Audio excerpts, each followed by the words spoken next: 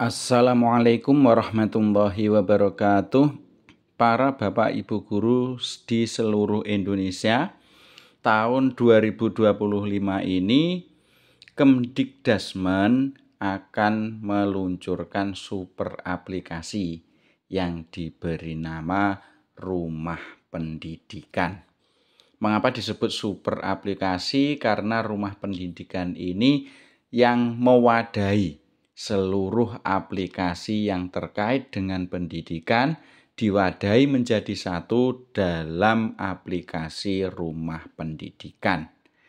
Dan rumah pendidikan ini diluncurkan tanggal 21 Januari tahun 2025. Nah, bagaimana cara mendapatkan atau mengakses rumah pendidikan ini? Bisa lewat dua cara. Yang pertama bisa lewat HP, yang kedua bisa lewat web. Kalau untuk aplikasi HP yang Android itu tinggal mengetik rumah pendidikan di Play Store-nya, kemudian nanti tinggal menginstal.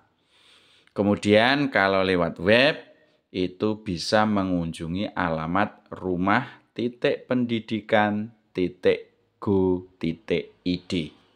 Nah, nanti kalau kita sudah mengakses dua alamat ini, maka nanti akan muncul tampilan utama. Nah, ini adalah tampilan utama dari rumah pendidikan.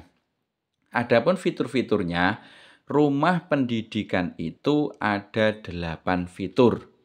Yang pertama ada fitur ruang GTK, yang kedua ada ruang murid, yang ketiga ada ruang sekolah, yang keempat ada ruang bahasa, yang kelima ada ruang pemerintah, yang keenam ada ruang mitra, yang ketujuh ada ruang publik, dan yang terakhir ada ruang orang tua. Nah, masing-masing ruang ini akan ada fitur-fiturnya lagi. Apa saja? Langsung kita kulik satu persatu. Yang pertama ada ruang GTK. Nah, di ruang GTK itu nanti akan ada diklat. Kemudian ada sertifikat pendidik, kemudian ada pelatihan mandiri, dan ada komunitas. Selain itu, nanti juga ada karir dan kinerja. Nah, ini yang paling ditunggu-tunggu oleh Bapak dan Ibu guru tentang pengelolaan kinerja. Jadi di tahun 2025 ini, pengelolaan kinerja guru itu bisa diakses melalui ruang pendidikan yang ada di ruang GTK. Kemudian nanti ada fitur seleksi kepala sekolah dan ada refleksi kompetensi.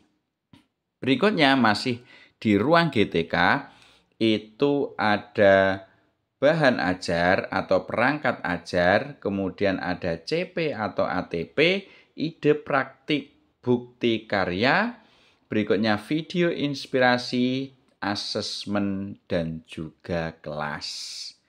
Selain itu, nanti di ruang GTK juga akan terdapat dokumen rujukan.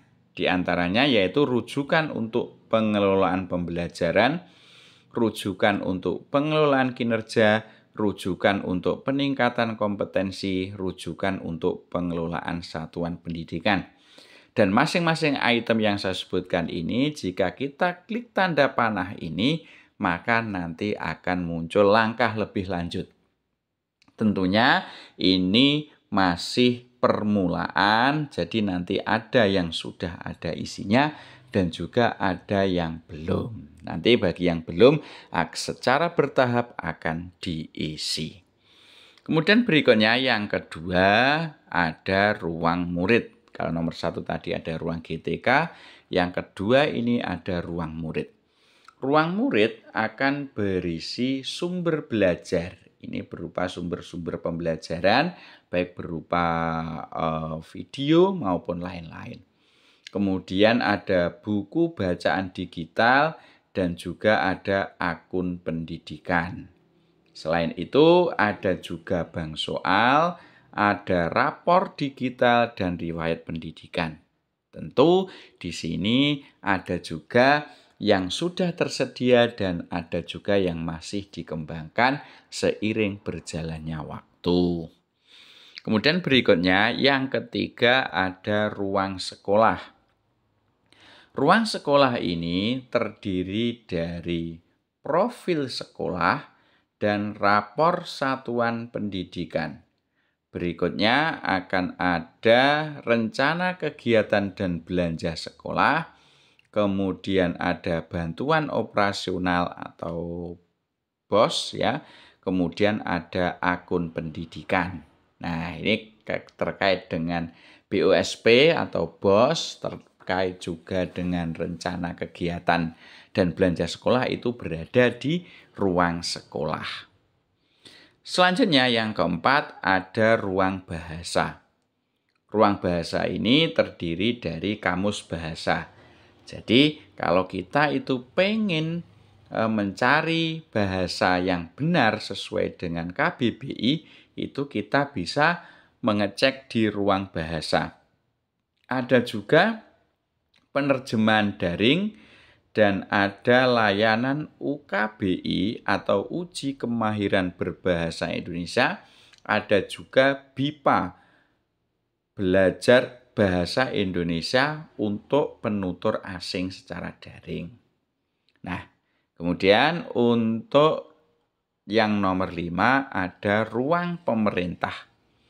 Ruang pemerintah ini berisi ada neraca pendidikan daerah, ada akun pendidikan, kemudian ada rapor pendidikan daerah, ada informasi dan integrasi PPDB atau penerimaan peserta didik baru, ada juga data pendidikan daerah. Kemudian untuk ruang yang keenam ada ruang mitra. Nah, ruang mitra itu apa saja isinya? Isinya diantaranya ada publikasi ilmiah.